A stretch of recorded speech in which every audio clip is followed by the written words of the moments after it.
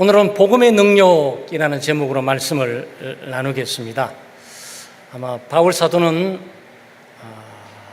당시에 최강대국 로마에 복음을 전하고 싶어 했습니다. 계속 기도했지만 길이 막혀 있고 그걸 기필코 로마에 가서 복음을 전했습니다. 왜냐하면 복음이 가장 영광스럽고 자랑스러운 것이기 때문이고, 복음에는 그야말로 핵폭탄보다도 더 위대한 하나님의 능력이 있기 때문에 그 능력을 전해주려고 지금 가고 싶어 한 겁니다. 로마 그러면 당시에 세계 최강입니다. 로마의 군사, 법, 문화, 풍수 이런 것들은 세상을 지배하기가 좋겠죠. 무엇보다도 군사력이 너무 강해서 그 군사 힘을 가지고 세상을 지배했습니다. 그러다 보니까 로마의 시민권을 갖고 있는 것이 얼마나 자랑스럽고 놀라운 일들인지 모른단 말이죠. 그런데 바울 사도는 로마의 군사력이나 정치, 법, 지배하는 힘이 능력이 아니고 복음의 그보다 더 놀라운 능력을 발견했고, 그 능력을 자기는 누리고 있고 그 능력을 주고 싶어 하고 있는 겁니다.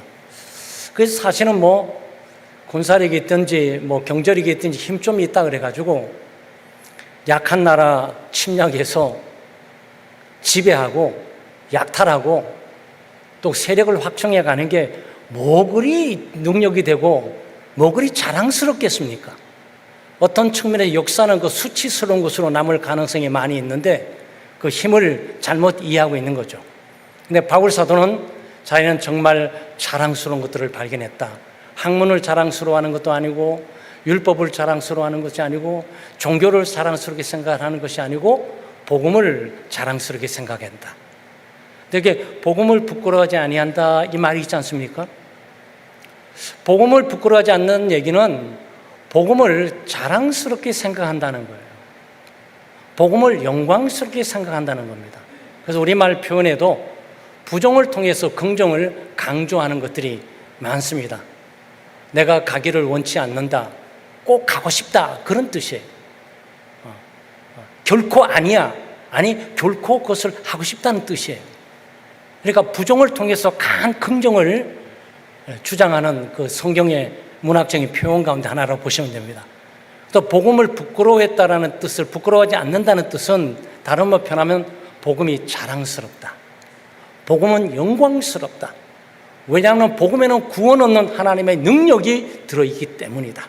로마에 있는 너희들은 군사력, 힘과 능력, 또 시민권을 자랑할 것이 아니고 복음을 자랑해야 될 것이야. 내가 자랑스러운 복음, 능력의 복음을 너희들에게 전하고 싶어. 지금 이 말씀을 지금 전하고 있는 겁니다. 그래서 오늘 본문을 통해서 우리는 여러분을 구원한 복음, 우리를 구원하는 복음, 하나님의 복음, 그리스도의 복음이 무엇인지, 또 우리는 왜 복음이 필요한지, 인간은 왜 복음이 필요한지, 또 복음의 능력이란 도대체 무엇을 말하고 있는지 우리가 다시 한번 확인하면서 복음이 주는 능력과 영광을 우리가 누리고 살아야 되겠습니다. 첫째, 복음이 무엇입니까? 여러분, 복음이 무엇입니까? 이 복음이 바울 사도처럼 여러분의 자랑거리가 됩니까? 정말 여러분은 이 땅에 어떤 것보다도 내가 믿고 있는 이 복음이 가장 자랑스러워, 내 인생에 가장 영광스러운 것 있고, 내가 정말 사람들 앞에 이런 능력이 있어라고 능력을 자랑하고 싶다면 그게 무엇입니까? 저는 여러분과 저에게 우리 복음이 되기를 소망합니다. 지식, 돈 좀 벌고 사업에 성공하고 출세하고 신분과 지위를 획득하고 그게 능력이고 자랑거리가 아니고, 우리가 믿고 있는 복음이 정말 영광스럽고 자랑스럽다라고 우리 스스로가 경험하고 누릴 뿐만 아니고 전하고 싶어하는 마음이 생겨야 되겠습니다. 복음은 글자 그대로 복된 소식이에요. 좋은 소식입니다. 복되고 좋은 소식, 이것이 복음입니다. 복음 그러면 여러분 잘 잡히지가 않잖아요. 복음은 예수님이에요. 복음은 예수님이고 예수님이 복음이다라고 보시면 돼요. 예수님 자체가 복음이고 예수님 자체가 복음을 주는 것이고 예수님 자체가 좋은 소식을 가지고 오는 분이고 좋은 소식을 주는 분입니다. 예수님이 빠진 어떤 소리도 복된 소리가 될 수가 없고 좋은 소리가 될 수가 없어요. 그런데 예수님이 조금만 끼어들면 그 모든 것들이 복된 소식으로 바꿔지게 되는 거죠. 예수 그리스도의 인격 하나님 되심, 예수님은 참 하나님이 되신다. 예수님은 참된 인간이시다. 그래서 하나님과 우리 사이에 중보자가 되신다. 예수님은 이 땅에 오셔서 죄가 없는 분이시지만 십자가에 못 박혀 죽으셨다. 그 죽음은 우리를 위한 죽음이고 죄인을 위한 대속의 죽음이시다. 죽음으로 끝나는 것이 아니고 예수님은 3일 만에 부활하셨다. 요게 복음이에요. 요 속에 온 인류가 필요한 모든 소망과 복된 소식이 여기에 다 들어있어요. 그래서 우리가 예수 믿는 거고 우리가 예수님을 전하고 있는 것입니다. 이 복음의 내용 자체도 복된 소식이지만 왜냐하면 내용 속에 죄를 용서해 준다는 말이 있잖아요. 죄를 용서해 준다. 하나님의 심판을 받지 않는다. 영원한 천국으로 죄인이 들어올 수가 있다. 이게 얼마나 복된 소식입니까? 그런데 여기다가 더 가서 공짜로 얻는다. 이 엄청나고 놀라운 이 복을 그냥 공짜로 거저 주는 것이고 거저 받는 것이다. 돈으로 얻는 것도 아니고 능력으로 얻는 것도 아니고 지혜로 얻는 것도 아니고 가문으로 얻는 것도 아니고 신분과 지위를 획득해서 얻는 것도 아니고 수백억짜리 집을 몇백 채 갖다 바쳐야 되는 것도 아니고 그냥 그 자리에서 믿기만 하면 된다. 믿기만 하면 그 믿음으로 구원을 준다. 이게 복음이에요.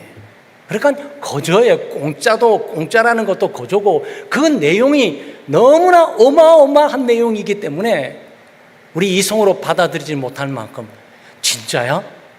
그거 진짜야? 라고 몇 번 의문을 하고 두드려 볼 수밖에 없는 내용이 이 속에 들어있는 거죠. 인간에게 복음이 왜 필요합니까? 왜 이런 복되고 좋은 소식이 필요합니까? 우리 모두는 복되고 좋은 소식을 듣고 합니다. 듣고 싶어 합니다. 그래서 사람들이 소식을 전해줄 때 가족들에게 또는 친구에게 좋은 소식 하나 나쁜 소식 하나가 있는데 어떤 소식 먼저 들을래 이러잖아요. 좋은 소식을 우리 모두가 듣고 싶어요. 그런데 바로 우리 믿고 있는 복음이 좋은 소식이란 말이죠. 우리가 복음이 필요한 이유는 우리가 모두 죄 가운데 오염되어 있고 타락하고 부패해가고 있기 때문에 그렇습니다. 우리는 죄 가운데 태어나고 죄 가운데 살아가고 있고 죄를 짓고 살아가고 있고 또 불경건하고 불의하게 살아가고 있습니다. 로마서 3장 23절 말씀에 모든 사람이 죄를 범하였음에 하나님의 영광에 이르지 못하더니 그랬습니다. 모든 사람이에요. 열의 예외가 없어요. 시대에 있는 어떤 종류의 사람도 없어요. 인종을 초월하고 문화를 초월하고 피부 색깔을 초월하고 신분과 지위를 초월하고 남녀노소를 초월하고 유무식을 초월하고 누구든지 인간이라면 모두가 죄 가운데 있다. 죄를 짓고 살아가고 있는 거죠. 이 죄가 때때로 불신 또는 불순종, 그 죄는 근본적으로 하나님을 대적하는 거예요. 죄는 하나님과 관계에 있어서 하나님을 대적하고 하나님의 뜻을 거스리고 하나님께 반역하는 거예요. 반역죄, 바로 이것이 죄예요. 그런데 이 죄가 하나하나 우리의 삶 속에 나타날 때가 있죠. 이것을 육체의 일이라고 표현하는데 갈라디아서 5장 19절 21절에 뚜렷하게 나타나 있습니다. 육체의 일은 분명하니 곧 음행과 더러운 것과 호색과 우상 숭배와 주술과 원수 맺는 것과 분쟁과 시기와 분냄과 당 짓는 것과 분열함과 이단과 투기와 술 취함과 방탕함. 지금 여기 안 나와 있지만 불의, 불법, 무책임, 무관심, 게으름, 태만, 이 모든 것들이 죄로 말미암아 나오는 것이죠. 여러분 이런 죄 여러분 안 짓고 사십니까? 세상에 우리가 뉴스도 계속 보고 있는 것들이 뭐죠? 전부 이 범주예요. 이 범주 속에 다 들어있는 겁니다. 모든 사람이 죄를 짓고 있어요. 남녀노소 빈부귀천 신분지위 여하를 막론하고 위서부터 아래 이르기까지 갓 태어난 아이부터 시작해서 죽기 바로 직전까지 모든 인간들은 죄악 가운데 태어나고 죄를 짓고 살아가고 있단 말이죠. 죄의 값이 무엇입니까? 선한 일을 하게 되면 상을 받잖아요. 죄를 짓게 되면 어떻게 하는 거죠? 당연히 벌을 받아야죠. 죄의 결과, 죄의 값이 있습니다. 로마서 6장 23절 가운데 죄의 삭은 사망이요 하나님의 은사는 그리스도 예수 우리 주 안에 있는 영생이니라 그랬어요. 죄의 값은 사망이다. 죄의 결과는 죽음이다. 네? 죄가 치료해야 될 대가는 죽음이다. 사망이다라는 거예요. 그래서 죽는 거예요. 여러분, 철학적으로 심오하게 생각할 필요 없어요. 사람은 왜 죽지? 왜 죽어야만 하는 것이지? 죽음의 양태와 양상들은 다 다르지 않습니까? 교통사고로 죽든지 물에 죽든지 불에 죽든지 하늘에서 죽든지 땅에서 죽든지 땅 아래서 죽든지 모두가 죽어가고 있잖아요. 왜 그런 거죠? 성경은 아주 단순하게 얘기합니다. 죄 때문이다라는 거죠. 죄로 말미암아 죄에 오염되어 있고 죄를 짓고 있고 죄와 함께 살다가 그리고 죽음이라는 하나님의 저주와 심판을 받게 되죠. 죄의 결과는 죽음이에요. 모든 사람이 죽지 않습니까? 안 죽은 사람이 있으세요? 여러분, 안 죽은 사람이 있다면 손 한번 들어보세요. 역사 가운데 안 죽었다고 기록되어 있는 사람의 이름을 거론해 보시라고. 무엇을 의미하고 있는 거죠? 성경의 말은 진실이고 모든 사람이 죄를 지었구나, 모든 사람이 죄악 가운데 있는 것이구나라고 분명한 증거가 죽음을 통해서 분명하게 드러나게 되는 거죠. 그러니까 이게 인간이 가지고 있는 운명이자 인간이 가지고 있는 조건과 상태예요. 빼도 박도 못합니다. 금숟가락에 태어나서 다 똑같이 죽음을 향해 개도 죽고 동물도 죽고 사람도 죽고 부자도 죽고 가난한 사람도 죽고 지식 있는 사람 죽고 지식 없는 사람 죽고 대통령 죽고 아주 그냥 초라한 신분 사람도 죽고 다 죽어요. 흑인도 죽고 백인도 죽고 황색이도 죽고 다 죽는 거예요. 이게 뭘 말하고 있는 겁니까? 모든 사람이 죄악 가운데 있다는 분명한 증거를 성경은 계속적으로 죽음을 통해서 우리에게 보여주고 있단 말이죠. 그럼 죽는 것으로 끝나면 다행이에요. 살기 어려워서 너무 벅차다 힘들다 차라리 죽는 게 좋겠다. 여러분, 한번 그런 생각 안 해보셨어요? 이렇게 살 바는 차라리 죽는 게, 아니면 태어나지 않았다면 더 좋지 않았을까? 얼마든지 생각할 수 있죠. 그만큼 삶은 죄로 말미암아 고통스러워요. 죄는 슬픔과 아픔과 고통과 찢어짐과 괴로움과 당짓는 거, 여러분이 사회에 깨어지고 분열되는 모든 것들을 어디서 찾습니까? 이 성경은 우리의 육체를 당짓는 것도 여기에 나오는 거예요. 이거는 지식으로 가능합니까? 철학으로 가능해요? 정치학으로 가능합니까? 법학으로 가능해요? 율법으로 가능합니까? 율법이 없어서 그런 거예요? 법이 없어서 그런 겁니까? 정치학이 없어서 그런 거예요? 법을 공부하는 사람이 없어서 거기 가서 당짓고 싸우고 난립니까? 여러분, 인간은 답을 찾을 수가 없어요. 자기 스스로 죄로 오염되어 있고 죄로 부패되어 있어갖고 자기가 썩어가기 때문에 어떤 것이 썩는지 안 는지 구별도 안 돼요. 그냥 가는 거예요. 그냥. 그러면 죽음은 첫 번째 저주이지, 심판이지, 죽음으로 끝나냐고요? 아니, 죽어버리면 다 끝나지.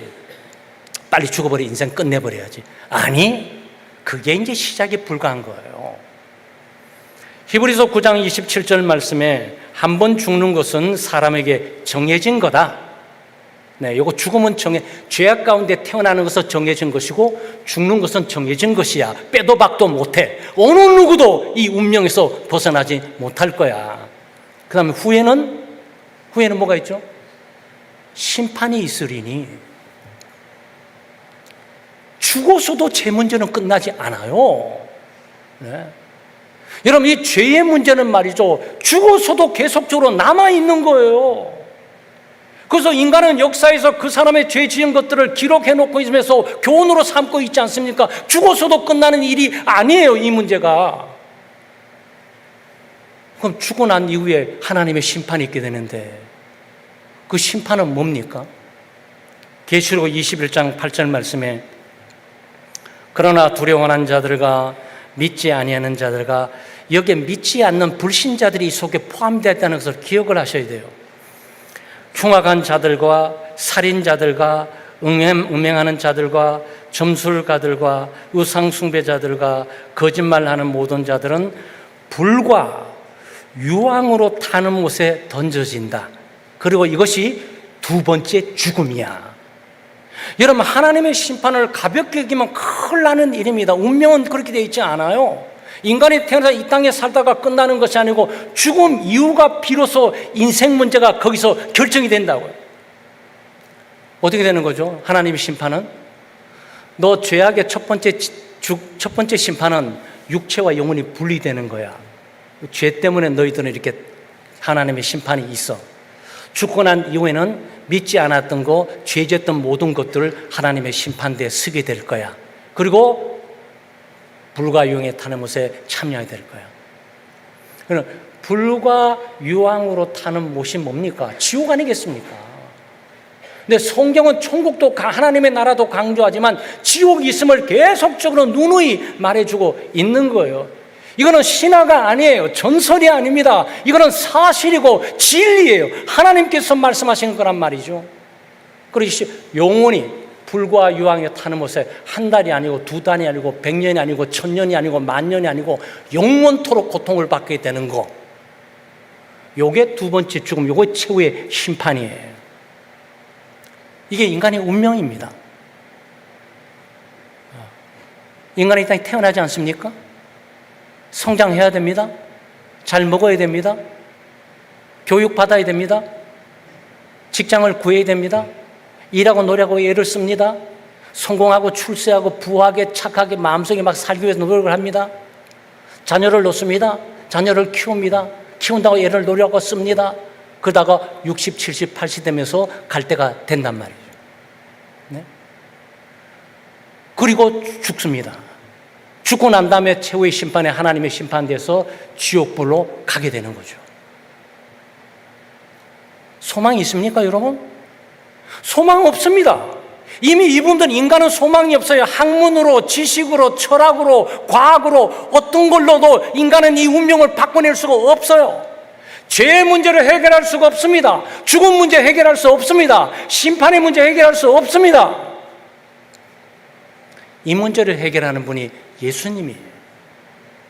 예수님이 죄의 문제를 해결하고 죽음 문제를 해결하고 심판 문제를 해결하기 위해서 하나님의 아들로서 이 땅에 오셨단 말이죠. 그래서 인간은 복음을 절대적으로 필요로 합니다. 예수님이 십자가에 못 박혀 죽으심으로 우리의 죄를 대속하신 것이고, 예수님이 부활함으로 우리가 그리스도를 믿는 믿음으로 부활의 영광에 참여하게 되는 것이고, 우리가 예수님을 믿음으로 예수님이 대신 심판을 받아주셨기 때문에 우리는 더 이상 심판을 받지 않고 넘어가게 되는 거고, 그래서 우리 모두는 복음이 필요해요. 네. 이거는 민족, 백인이든 흑인이든 황신 관계없습니다. 어떤 민족, 어떤 언어를 사용하든 어떤 문화를 갖고 있든지 어떤 강력한 군사력과 힘과 문명을 자랑하면서 폼을 잡든지 아무 관계없어요. 그들은 믿어야 돼요. 믿음으로 이 운명 문제를 해결해 가고 갈 수가 있는 거죠.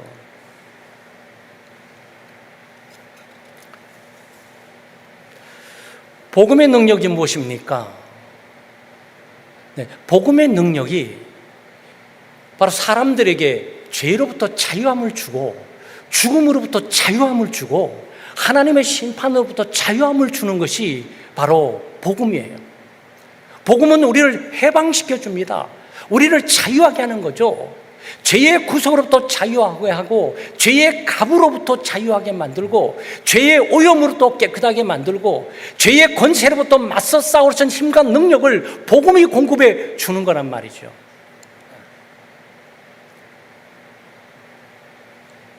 복음은 살리는 능력이 있습니다.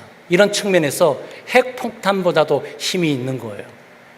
핵폭탄은 말이 떠지게 되면 사람 다 죽일 수 있어요. 핵폭탄 갖고 한 명도 못 살려냅니다. 죽이는 거는 쉬운 일이에요. 사람 살리는 건 아무나 할 수 있는 게 아니죠. 근데 복음이 살리는 거예요.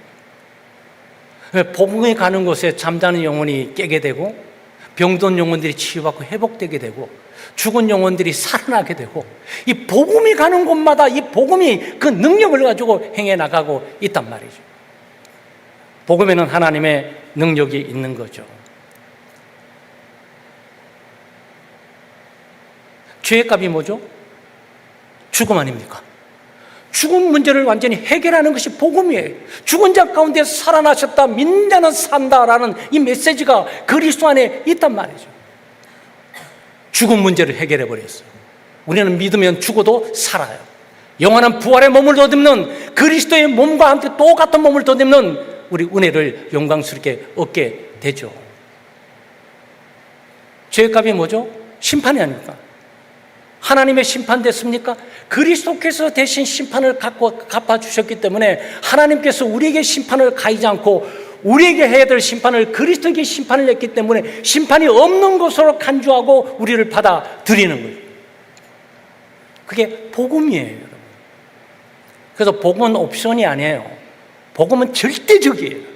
인간의 절망을 풀어내고 인간의 소망을 줄 뿐만 아니고 어둠에서 빛으로 인도하고 절망에서 소망으로 인도하는, 지옥에서 천국으로 인도하는 유일무이한 길이 바로 이 복음의 길이에요.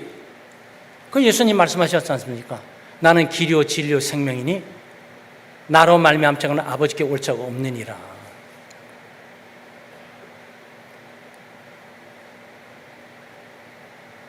불교, 유교, 천도교, 종교를 통해서 하나님께 갈 수 있는 게 아니에요.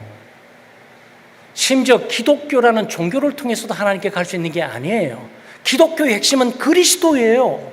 그리스도가 빠지면 더 이상 기독교가 아니에요. 그리스도의 가장 중심은 십자가의 사건과 부활 사건이란 말이죠. 그래서 각 교회마다 십자가가 있는 것 아니겠습니까? 그 십자가의 의미는 뭘 말하고 있는 겁니까? 예수 그리스도를 말하고 있는 거란 말이죠.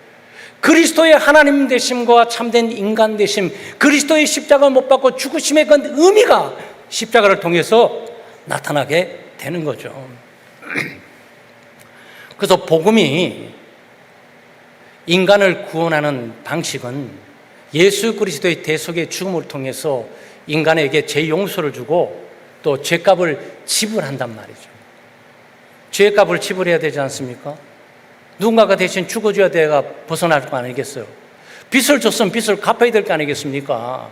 1,000만 원 빚 졌으면 1,000만 원 갚아야 되고, 1억 빚 졌으면 1억을 갚아야 되고, 10억을 빚 졌으면 10억을 갚아야 되고, 죽음을 있다면 죽음으로 누가 갚아야 되는 것 아니냔 말이죠. 예수 그리스도께서 인간이 되셔야 될 이유가 여기 있는 거고, 예수 그리스도께서 죄 없이 성령으로 잉태되셔야 될 이유가 바로 여기에 있는 거죠. 죄 없는 하나님의 아들 예수 그리스도가 육신이 이 땅에 오셔갖고 죄가 없는 분이시지만 모든 죄인들의 죄값, 죽음과 저주와 형벌과 심판을 십자가에 자기의 죽음으로 다 갚아버린 거죠. 죄값을 지불해주는 방식으로 복음은 우리를 구원한단 말이에요. 그게 복음의 능력이에요. 그래서 죄를 치우되 죄의 근본 뿌리를 다 치워버려요. 여러분, 물이 이렇게 흘러내리지 않습니까? 그 우물에서 많은 동물들이 빠져가지고 동물 사체가 거기 있어요. 그 날마다 흘러오는 물은 썩은 물들이 나오는 거죠. 여기 아무리 물을 바꿔놔도 또 썩은 물이 또 오고, 또 바꿔놔도 썩은 물이 또 오고, 썩은 물이 또 오는 거예요. 인간이 아무리 개조되고 아무리 교육시키고 아무리 교양을 갖고도 계속적으로 썩은 부패된 것들이 나오기 때문에 인간은 소망이 없는 거죠. 학문으로, 지식으로, 철학으로, 과학으로, 돈으로, 집으로, 부로 이 문제를 해결할 수가 없단 말이죠. 그런데 복음의 능력은 이걸 해결한단 말이에요. 복음은 우물 속에 있는 모든 사체 덩어리를 다 뽑아서 내버린단 말이에요. 아무리 더러워져도 여기서부터 계속적으로 맑은 물이 흘러내려오도록 만드는 것이 복음이고 복음의 능력이에요. 그렇죠. 여러분과 제가 우리의 근본적인 죄의 결과에 뿌리는 뭐죠? 죽음과 저주와 형벌, 아담만에 있었던 조건과 상태 아니겠습니까? 그 예수 그리스도께서 죽음과 저주와 심판을 다 갚아주심으로 이미 계산 끝났어요. 값을 다 지불했어요. 더 이상 죽음 없어요. 더 이상 죄값 없어요. 더 이상 심판 없어요. 모든 걸 지워버리신 거예요. 그게 복음과 십자가의 능력이에요. 바울 사도가 이걸 깨달은 거죠. 로마의 군사력이 필요한 것이 아니고 핵이 필요한 것이 아니고 복음의 능력이 인간에게 필요하고 인간은 바로 이걸 통해서 변화되고 새롭게 된다는 부분을 발견을 했단 말이죠. 로마서 5장 8절 말씀에 우리가 아직 죄인 되었을 때 그리스도께서 우리를 위하여 죽으심으로 우리를 위하여 죽으셨다 그랬어요. 하나님께서 우리에 대한 자기의 사랑을 확정하셨느니라. 그래서 죄인 되었을 때 우리가 의롭고 거룩하고 선할 때 죽어주신 것이 아니고요. 어떤 선할 가망이 있어서 보고 죽어주신 것이 아니고요. 우리는 죄로 형무소에 갇혔고 살인죄로 말미암아 사형 선고를 받고 죽을 날만 기다리고 있어서 더 이상 죽어줄 필요도 없고 소망이 없고 가만 내면 갈 수밖에 없는 그 존재를 위해서 그리스도께서 친히 그의 목숨을 대신해 죽으셨다. 그건 하나님의 사랑이었다. 왜? 하나님이 사랑했다. 죄인을 사랑했다. 자기 아들을 희생시키며 사랑했다. 그것이 십자가이다라는 부분을 우리에게 말씀해 주는 거죠. 하나님이 십자가를 통해서 아들을 줌으로 우리에게 사랑을 보임으로 예수 그리스도의 대속의 죽음을 통해서 우리의 죄값을 치우는 방식으로 우리 죄의 모든 근원들을 치워버릴 뿐만 아니고 날마다 매일 짓는 죄의 오염으로부터 깨끗하고 정결게 될 뿐만 아니고 날마다 죄의 유교는 죄의 세력과 힘과 그 능력에 맞설 수 있는 힘과 능력을 복음을 통해서 주어진다고. 이게 복음의 능력이에요. 그리고 복음은 그리스도의 의를 덧입는 방식으로 우리를 구원합니다. 여기 로마서 1장 17절 말씀에 복음에는 하나님의 의가 나타나서 그랬어요. 하나님의 의가 나타나서 믿음에서 믿음에 이르게 한다 그랬어요. 이게 하나님의 의가 나타났다. 이거 굉장히 중요한 내용이죠. 하나님의 의. 죄인을 의롭게 하시는 하나님의 의로움. 하나님은 의로운 분이십니다. 공의로우신 분이에요. 역사적으로 하나님에 대해서 수많은 사람들이 오해를 했습니다. 하나님은 안 계신다. 하나님이 계셔봤자 소용없다. 왜 이 세상이 이처럼 불의가 성행하면서 의로운 사람들은 고난을 받고 악한 길을 사는 사람은 저렇게 잘 사는 이 불공평한 시대에 하나님은 눈을 감고 아무것도 하시지 않는다. 하나님은 공의로운 하나님이 아니셔. 이걸 단번에 일소시키는 장소가 어딘 줄 아세요? 그 십자가의 사건이에요. 1000년, 2000년, 만년 가도 예수 그리스도께 십자가 못 박혀 죽으심으로 하나님은 죄에 대해서 처단할 거야.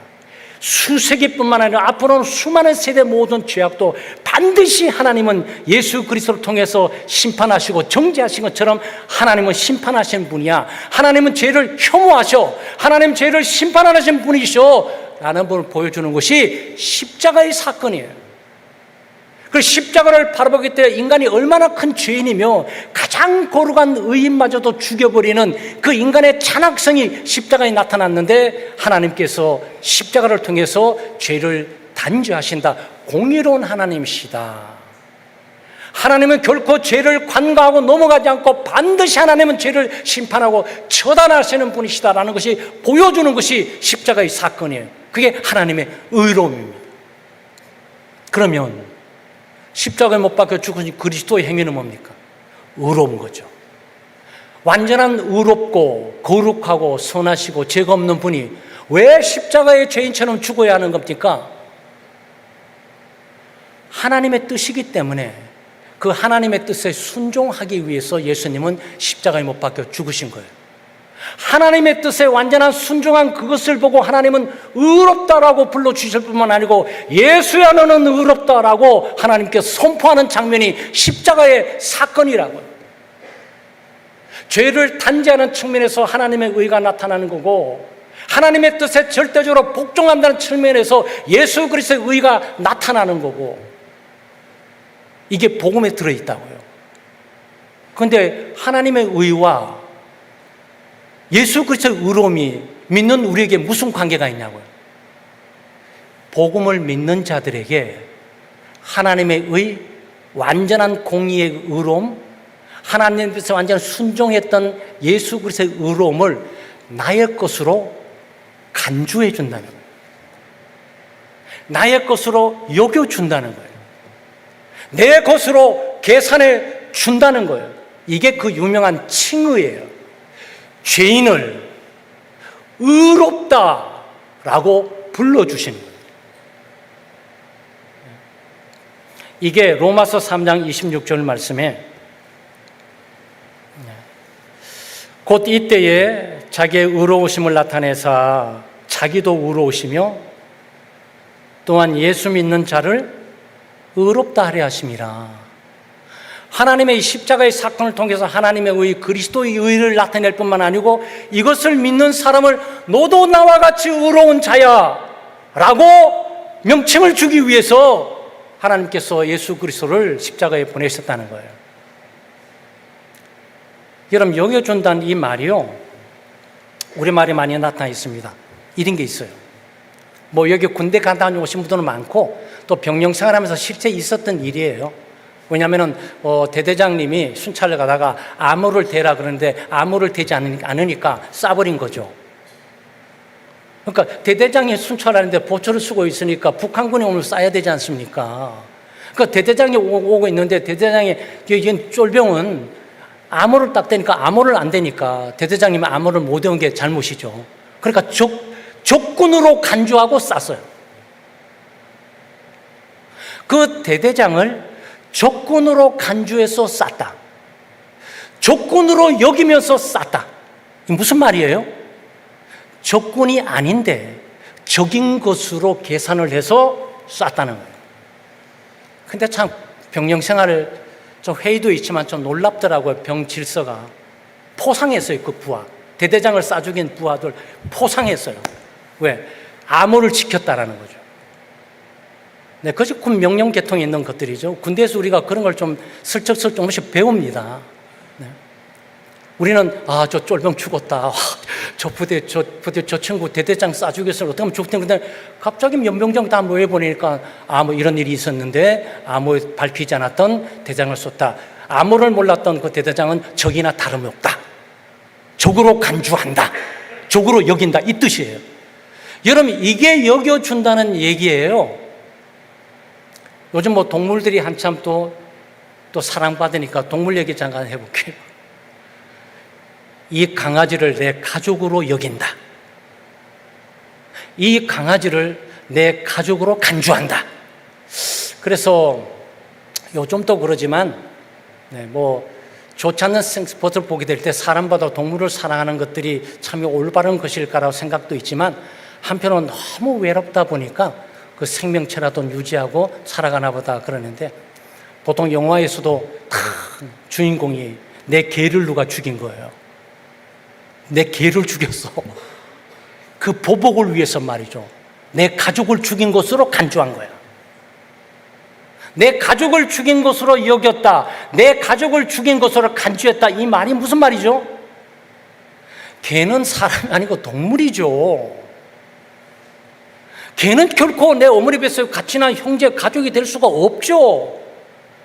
그런데 이 사람이 동물을 사람으로 인정하고 간주하고 사람으로 평가하고 사람으로 여길 서로 갖고 있는 거예요. 이 동물에 해를 끼쳤다면 가차없이 내 가족에게 해를 끼친 것으로 생각을 하는 거예요. 동등하게 생각을 여겨주는 거예요. 여러분, 이것이 의롭게 여겨줬다는 뜻이에요. 우리는 여전히 죄인입니다. 예수를 믿기 전에도 죄인이고 예수를 믿고 난 이후에도 죄인이에요. 늘 죄 짓고 삽니다. 하나님 앞에 나는 의로운 사람이다라고 어디서 떳떳이 나설 수가 있겠습니까? 그런데 놀라운 거는 예수 그리스도를 믿는 그 믿음을 보시고 예수 그리스도를 믿게 되게 될 때 의롭다. 너는 나와 같은 똑같은 성품을 갖고 있고 나와 같이 하늘나라까지 살 수 있는 자격이 있고 내 자녀가 될 수 있는 자격이 있어 라고 하나님께서 계산을 해준다는 뜻이에요. 여러분, 이게 복음이에요. 복음의 능력이 바로 여기에 나타나는 거고 하나님의 사랑의 능력이 여기에 나타나는 거고 이게 복음이에요. 우리 같은 죄인이 죄 용서받고 죄에 대한 대가인 죽음과 저주와 형벌이 치워진 것만 해도 어딥니까? 그거 너무 감사해야 되지 않겠습니까? 근데 갑자기 하나님이 믿는 나를 보고 너는 죄 치워지고 없어지는 것만이 아니고 너는 내 아들이야. 너는 의로워. 저는 죄인이고 하나님 뜻을 거스리고 하나님을 배반하고 지금도 여전히 죄악 가운데 살고 있는데요. 아니, 내가 너 믿음을 보고 내 아들을 믿고 십자가를 믿는 거니까 그 믿음을 보고 나는 너를 의롭다고 여길 거야. 여러분 믿음이 여러분을 의롭게 하는 거예요. 여러분의 믿음이 복음의 능력이 여러분 가운데 임하도록 하는 거예요. 그래서 믿음으로 말미암아 구원 얻는다는 얘기가 이 얘기고, 믿음으로 말미암아 의롭다함을 받는다는 얘기가 바로 이 진리를 지금 말하고 있단 말이죠. 복음은 믿음에서 믿음으로 이르는 방식으로 구원합니다. 오늘 1장 17절에 보게 되면 하나님의 의가 나타났는데, 완전한 순종하는 그 의, 완전하게 공의로운 그 의가 나타났는데, 그 의를 어떻게 가질 수 있냐? 믿음에서 믿음으로 이르게 하면서 갖게 한다는 거예요. 여러분, 믿음에서 믿음으로 이른다는 이 말은 믿음으로 시작을 해서 출발점이 믿음입니다. 구원의 출발점이 믿음이에요. 복음을 믿는 믿음으로 의롭게 되면서 믿음으로 구원을 받게 되면서 이 믿음으로 진행하게 되게 될 것이고, 이 믿음이 결국은 의로운 사람으로 도달하게 만든다는 거예요. 이 믿음이 영광스러운 하나님의 나라에 도달하도록 이끌도록 한다는 거예요. 이 문자 그대로 말씀해 드리면 믿음으로부터 시작해서 믿음 안으로라는 얘기예요. 그래서 여러분, 그 유명한 첫 번째 믿음이 뭐죠? 예수 회개하고 예수 그리스도를 믿는 믿음으로 내가 죄 용서를 받았구나, 내가 하나님의 자녀가 됐구나, 내가 하나님의 백성이 됐구나, 나는 의로워졌구나, 그러면서 점점 더 믿음을 따라서 의로워져 가는 거죠. 이게 뭐죠? 이게 성화예요. 이게 거룩한 삶을 점점 살아가고 하나님을 섬기고 살아가고 예수 그리스도를 닮고 살아가고 말씀을 따라 살아가는 믿음으로 계속하고 있다가 결국 그 믿음대로 하나님의 나라에 도착하게 될 것이고, 그 믿음대로 하나님을 보게 될 것이라는 그 증거가 여기에 나와 있단 말이죠. 이게 복음이에요. 그럼 뭘 그렇게 하냐고요? 복음이 그렇게 한다고. 여러분이 복음을 갖고 자지우지하는 것이 아니고 복음이 여러분이 와서 여러분의 믿음을 시작하게 한다. 복음을 듣는 자는 믿음이 시작될 수가 있는 거예요. 시작되는 건 믿음은 복음이 믿음을 주는 거고, 복음이 믿음으로 이끄는 거고, 복음이 믿음으로 도달하도록 하는 거란 말이죠. 이게 하나님의 복음이고 복음의 능력이에요. 그래서 바울 사도는 이 비밀을 알고 자랑스럽게 생각할, 율법도 아니고 철학도 아니고 이 세상 과학도 아니고 이성도 아니고 오직 믿음만을 믿음으로 이루면서 이 복음 안에서 영광을 발견하고 구원의 은혜와 능력을 발견을 하고 이것들을 전하고 싶어서 로마까지 간단 말이죠. 로마의 법은 아무것도 아니다. 로마의 군사력은 아무것도 아니다. 어느 누구도 살려낼 수 없고 죄를 해결할 수 없고 심판을 해결할 수가 없다. 오직 복음만이 죄를 해결할 뿐만 아니고 죽음을 해결하고 하나님 나라에 도달할 뿐만 아니고 하나님의 진노를 가라앉히고 하나님의 심판을 피하면서 하나님과 화목하는 영원한 생명을 얻게 되는 것이다.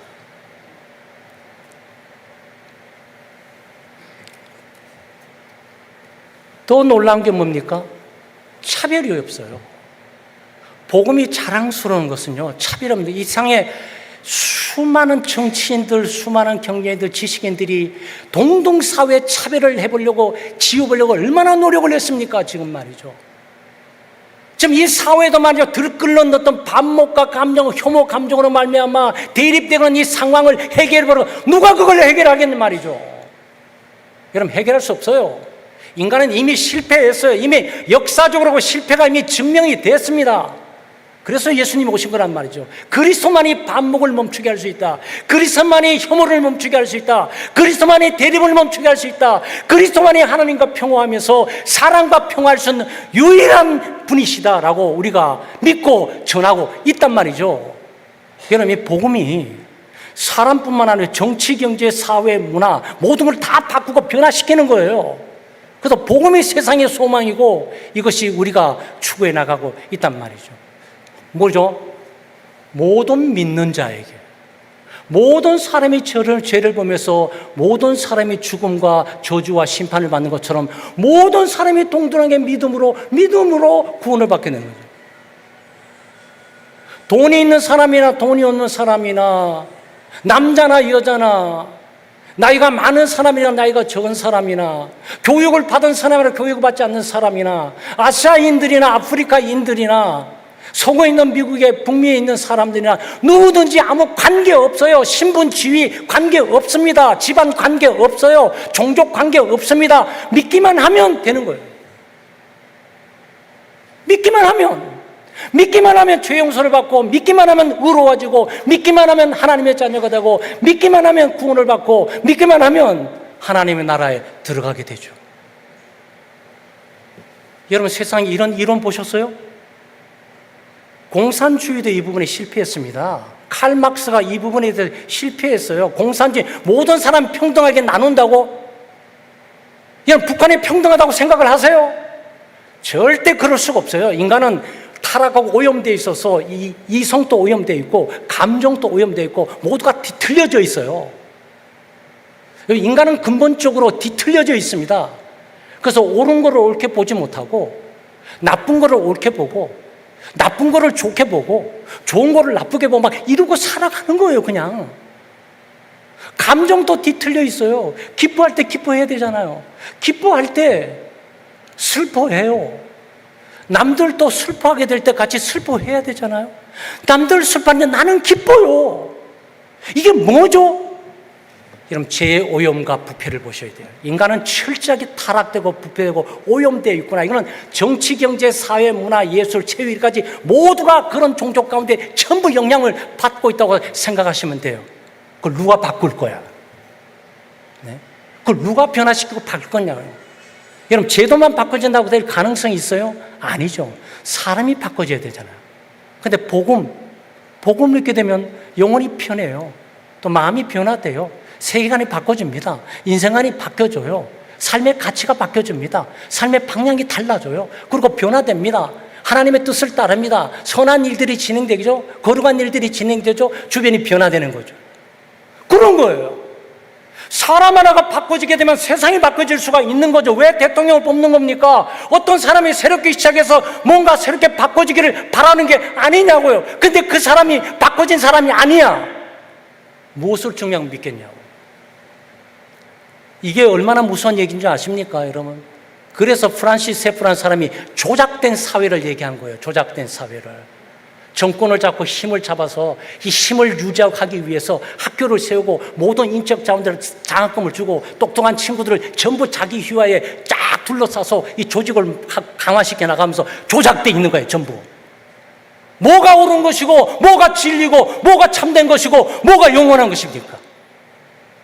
오직 예수 그리스도만이 영원하시고 예수 그리스도만이 참되신 분이고 이분만이 구원을 주시는 거고 이분이 생명을 주시고 이분이 죄의 자유를 주시고 이분이 죽음의 자유를 주시며 이분이 영원한 생명을 주신단 말이죠.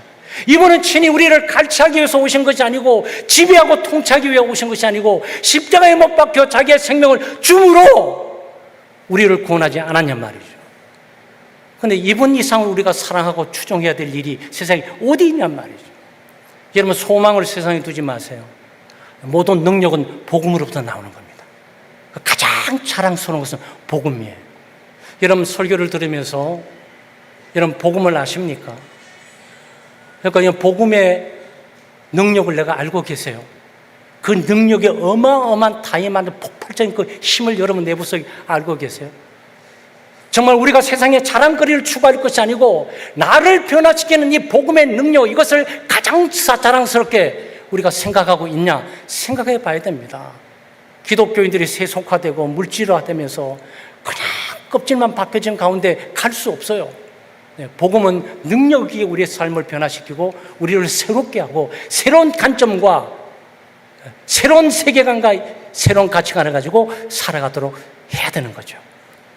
여러분, 복음의 능력을 믿고 복음의 능력을 더 경험하시고 그 복음에 감동하고 복음이 자랑스러워서 견딜 수 없고 그래서 그것 때문에 전도하는 전도하게 된 불신자들 가운데 복음의 능력이 역사에서 복음의 능력이 나타남을 보는 그런 은혜를 누리며 살아가는 교우들 되시기를 주의 이름으로 축원합니다.